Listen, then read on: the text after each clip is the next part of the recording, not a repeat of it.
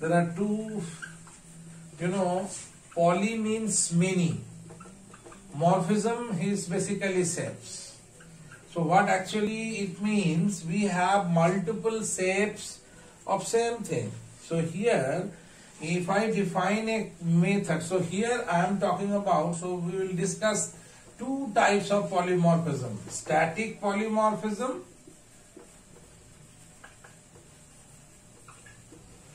and then we will discuss dynamic polymorphism.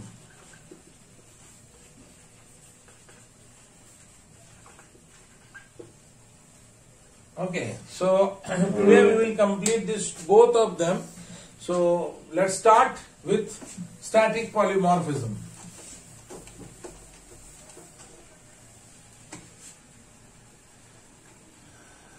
Static polymorphism. As the term indicates, static, it means whatever we define, that as per that we will go. So static polymorphism, it is also known as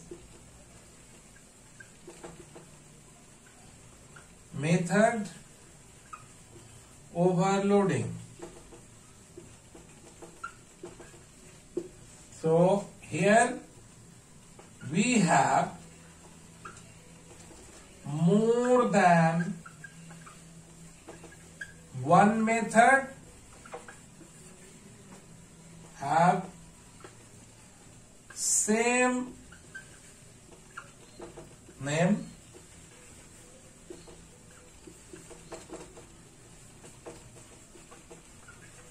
different number of arguments, different data types of arguments in case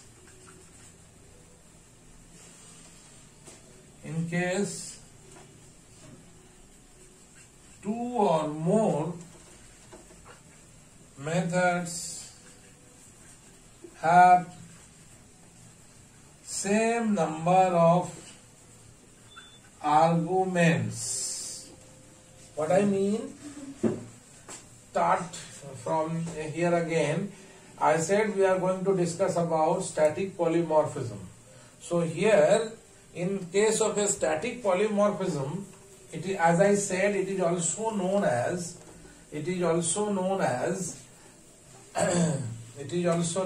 method overloading.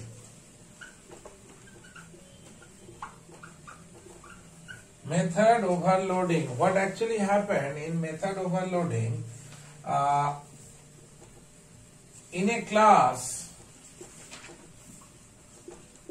we may have more than one method with same name, but with different number of arguments, different data types of arguments. तारपर बोलेছি different number, same name with different number of arguments and different data type of the arguments in case two or more methods have same number of arguments. So what I said, see here, I'm telling you, this actually I want to show. We have a class A. We have three methods. All have the same name. So here I am writing system.out.println. Okay. Here I am writing system.out.okay. Println. Here I am writing 1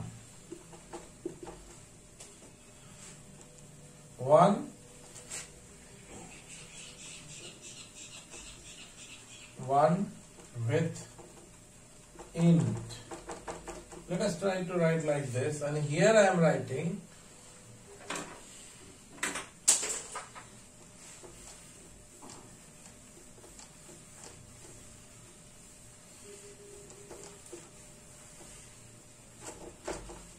So what I said, in one with int. Here I am writing system dot out dot println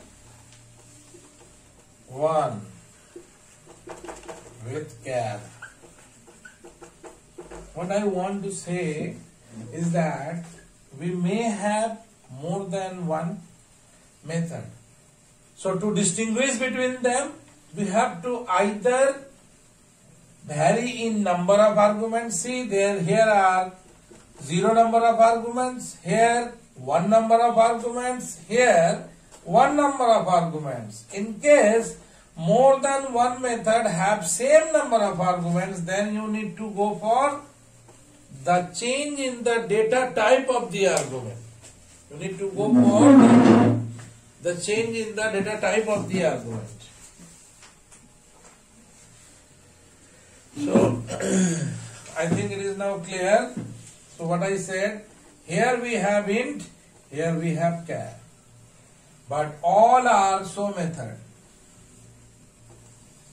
This concept, we may have multiple method with the same name, but we have to guarantee that they are well identifiable. Class B public static void main. Here, when I create an object of A class, A1 equals to new A1 dot show. When I write A1 dot show, so it will call this method. If I write A1 dot show 10, then it will call this method. So here actually I am not writing char. Okay, I am writing char A1 dot show in single quote A.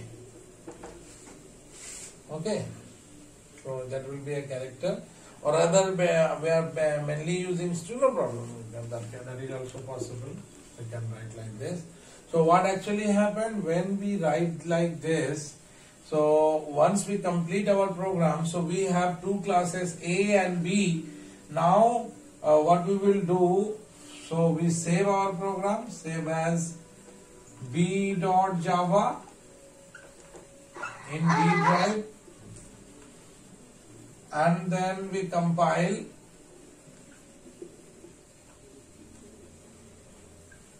javac b.java. Once it is compiled, then we will get b.class and a.class, and then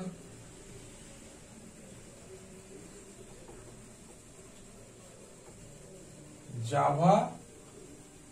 So we will write B. So when you run your program, it will first create this. It will create a reference. Then in this line, it will instantiate an object. And while we call a1.show, it will go and find out whether there is a show method or not, and found there are 3 show methods. And then it will check, oh, this one is a show method with 0 number of arguments. So it tries to find out where is the show method with 0 number of arguments. So it will matched, so it will print OK. So it will print OK. And after that, it will be completed. Then a1.show 10. So it will go again here and find out there are 3 show methods. And then as the integer data is passed, so here it will check it is matched, not matched. So it will go to the next one. It is matched, yes, matched. So it will just call a1.show 10. So it will print 1 with int. So it will print like this. Again, it will complete it. Then it will come over here and find out whether there is a match. No match, no match, yes. So as there is a match, okay. So we will just simply matches with this data. So it will print 1 with char. 1 with char. So this is how a static polymorphism works. So static polymorphism is a process where we have more than one methods and we want to write different set of behavior. So where it is basically used, let us try to find out. If you think that today we have developed a version of the program, and after some time if I want to make an upgradation on the same program, so what actually, there is no need to change the earlier program. What we will do, we will just create a same method with different set of behavior and call. So we will get the new behavior. This is how a static polymorphism is very much helpful. Okay. So in industry, whenever they want an upgradation or they want something new to be incorporated, what they do, they are not going to write a new method. Rather than they will overload that method with some other set of activities, so that they can have this beautiful flavor of this polymorphism, this sort of polymorphism. So here basically we are, I suppose that you can easily understand the basic concept behind static polymorphism. As I said, static polymorphism also known as compile time polymorphism. And remember one more fact, never ever write int p and here int z. So change in the name of the variable does not have any meaning. So what you have to do is, you need to change data type in case if you have number of arguments matched. But if you have number of arguments different, no issues. Okay, so you can carry out with this concept. So this is the end of this session. So I think you can understand this compile time polymorphism very well, or static polymorphism, or method overloading. I said we are going to discuss about static polymorphism. So here, in case of a static polymorphism, it is, as I said, it is also known as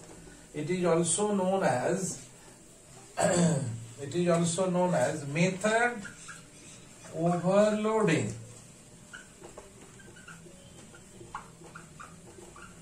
Method overloading. What actually happened in method overloading,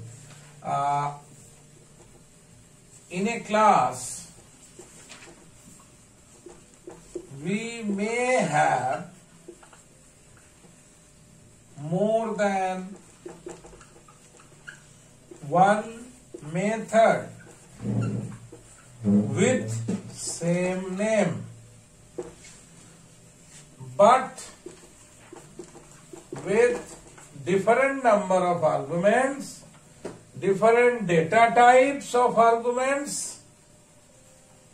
तारपर बोलेছি different number, same name with different number of arguments and different data type of the arguments in case two or more methods have same number of arguments. So what I said, see here, I'm telling you, this actually I want to show. We have a class A. We have three methods. All have the same name. So here I am writing system.out.println. Okay. Here I am writing system.out.okay. Println. Here I am writing 1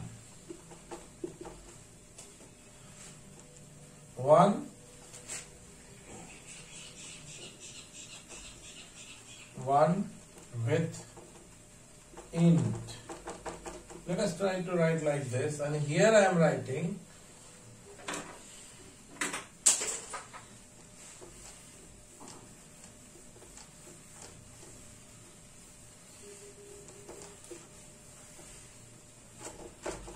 so what I said in 1 with int.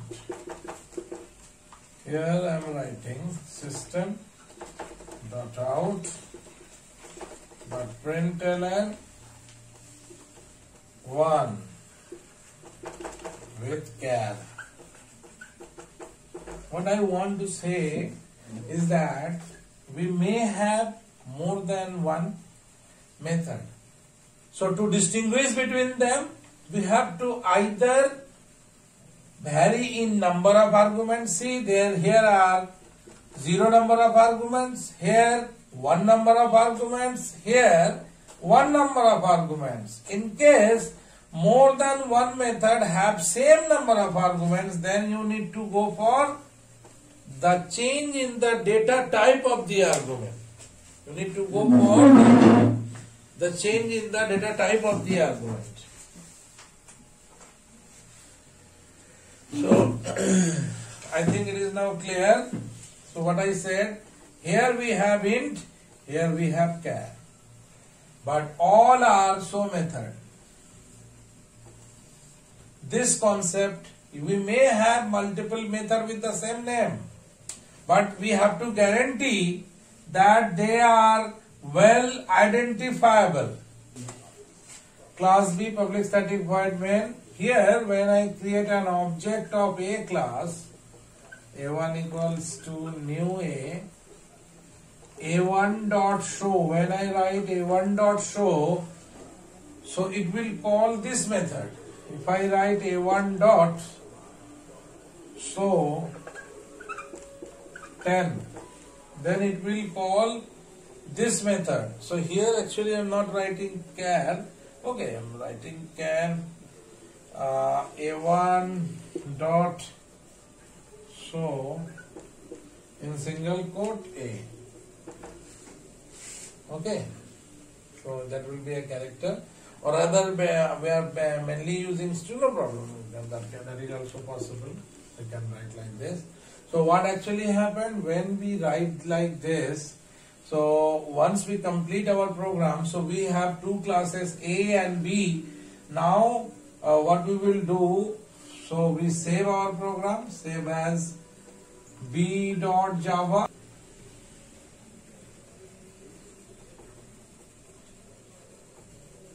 Java. So we will write B. So when you run your program, it will first create this. It will create create a reference. Then in this line, it will instantiate an object.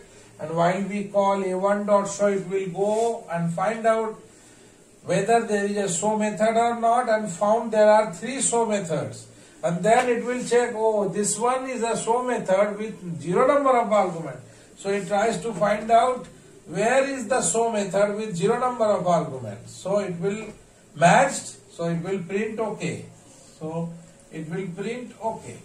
And after that, it will be completed. Then A1.show 10. So it will go again here and find out there are 3 show methods. And then as the integer data is passed, so here it will check it is matched, not matched. So it will go to the next one. It is matched, yes, matched. So it will just call A1.show 10. So it will print 1 with int. So it will print like this. Again, so it will complete it. Then it will come over here and find out whether there is a match. No, match, no, match, yes. So as there is a match, okay. So we will just simply, okay, matches with this data. So it will print 1 with char. 1 with char. So this is how a static polymorphism works. So static polymorphism is a process where we have more than one methods and we want to write different set of behavior. So where it is basically used, let us try to find out. If you think that today we have developed a version of the program, and after some time if I want to make an upgradation on the same program, so what actually, there is no need to change the earlier program. What we will do, we will just create a same method with different set of behavior and call. So we will get the new behavior. This is how a static polymorphism is very much helpful. Okay. So in industry, whenever they want an upgradation or they want something new to be incorporated, what they do, they are not going to write a new method. Rather than they will overload that method with some other set of activities so that they can have this beautiful flavor of this polymorphism, this sort of polymorphism. So here basically we are, I suppose that you can easily understand the basic concept behind static polymorphism. As I said, static polymorphism also known as compile time polymorphism. And remember one more fact, never ever write int p and here int z. So change in the name of the variable does not have any meaning. So what you have to do is you need to change data type in case if you have number of arguments matched. But if you have number of arguments different, no issues. Okay, so you can carry out with this concept. So this is the end of this session. So I think you can understand this compile time polymorphism very well, or static polymorphism, or method overloading.